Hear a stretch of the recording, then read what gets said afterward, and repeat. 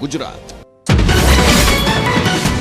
ಸಿದ್ದು ಸಂಪುಟದ 24 ಮಂತ್ರಿಗಳ ಪ್ರಮಾಣ ವಚನ. ಡಿಕೆಶಿಗೆ ಜಲಸಂಪನ್ಮೂಲ, ಜಾರ್ಜ್ಗೆ ಇಂಧನ, ರಾಜಣ್ಣಗೆ ಸಹಕಾರ, ಮಧುಗೆ ಶಿಕ್ಷಣ ಖಾತೆ ಸಿಗುವ ಸಾಧ್ಯತೆ.